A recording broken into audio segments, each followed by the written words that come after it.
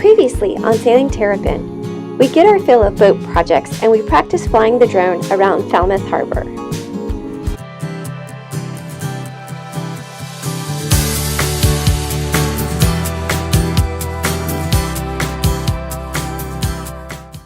While we were in Falmouth, I flew back to the States to spend time with family via trains, planes, and buses, while Baxter continued working on a few boat projects.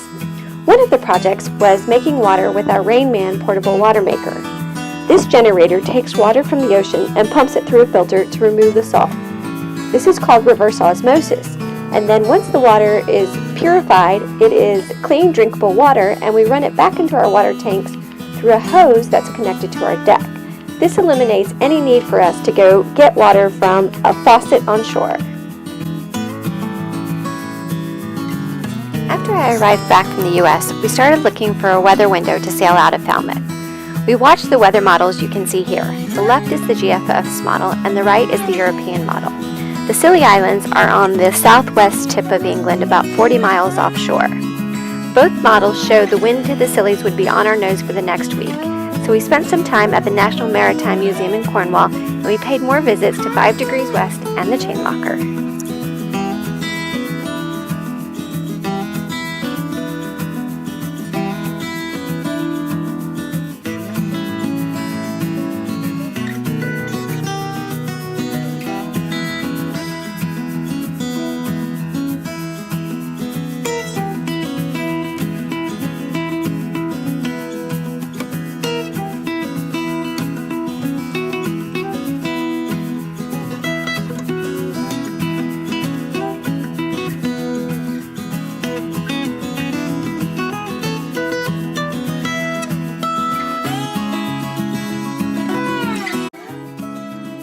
Also, to our surprise, there was a Cornish lugger called Greyhound in Falmouth that we had met in Antigua in 2014.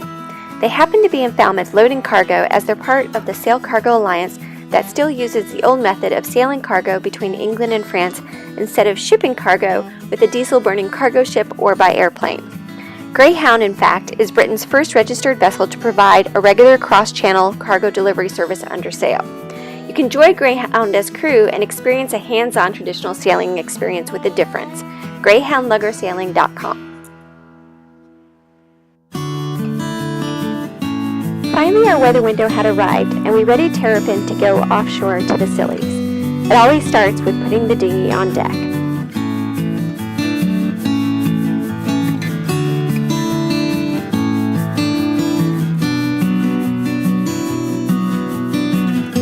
We dropped our mooring and headed out of the Falmouth inlet called Carrick Roads as we watched a beautiful sunrise. The forecast was supposed to be downwind, which can be a difficult point of sail, but in actuality the passage turned out to be a little bit of everything. In the beginning it was a little lumpy, in the middle it was beautiful, and in the last bit was definitely lively.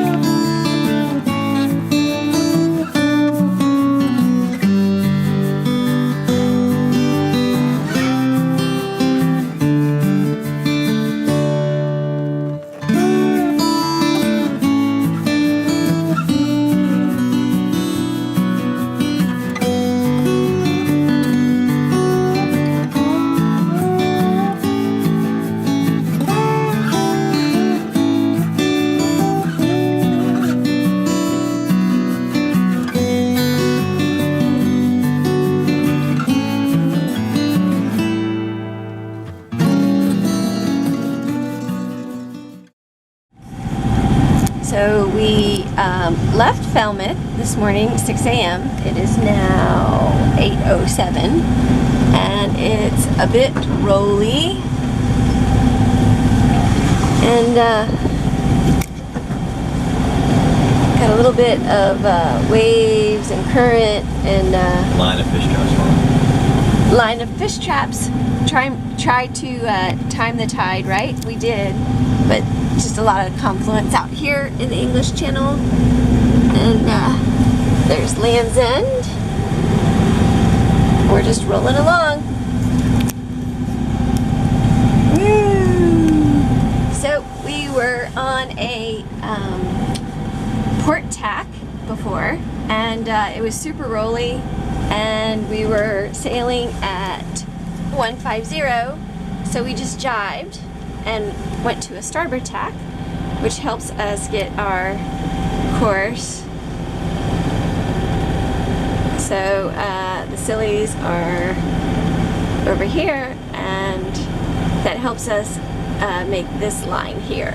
So pretty cool. A little less rolly, but still we have about 1.5 meters seas, and got some traffic going into the separation zones. There's a sailboat over there who's beating into the wind with his engines, and then we have some cargo ships out here.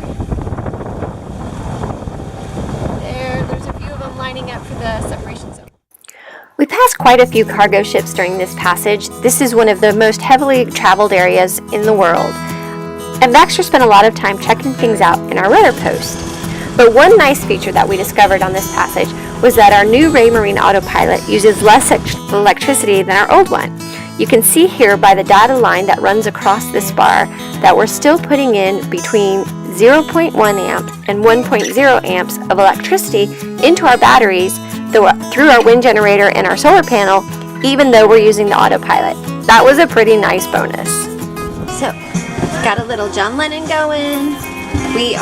This is the southwest tip of England, and this is traffic separation zone. So cargo ships going west have to go here, and going east have to go there, and we have to cross at 90 degrees. There's our course. We're doing okay. Our engine is off, and we're sailing with a single reef jib, double reef main, because we don't want it to shadow the jib. And there's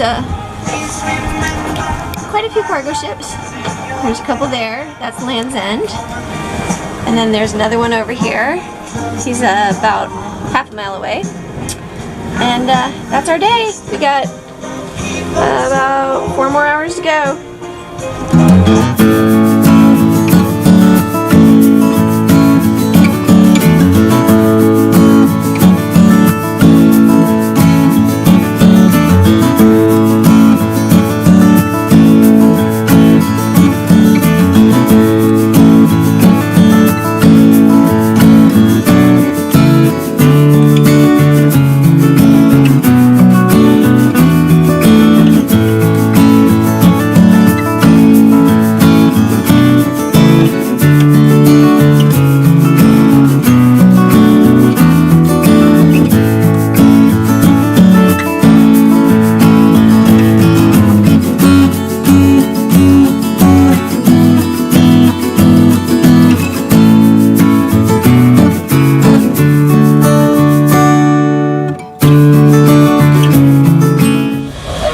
So it was calm, and we had like 3 knots of wind, and then all of a sudden the wind did a 90-degree shift and went up to, let's see, we got 21 apparent right now, and that's currently what we're doing on our course, doing 7 knots, and we're about 15 miles from the Scillys. Having fun? Woo!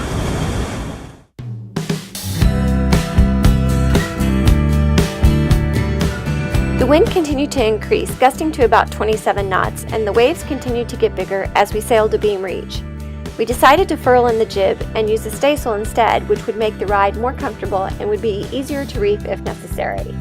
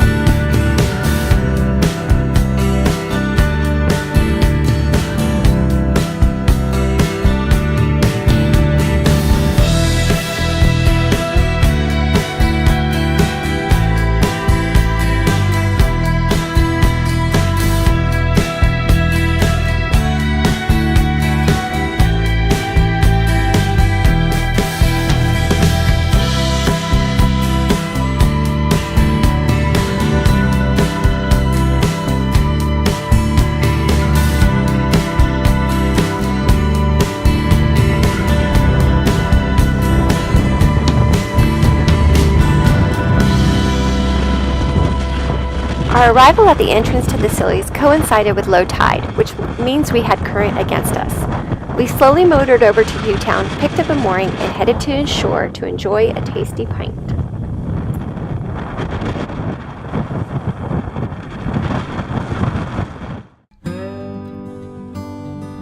Next week on Sailing Terrapin, we take a walk around Hewtown and St. Mary's, and then we walk along the coast as we wait for the right weather to sail north to Ireland.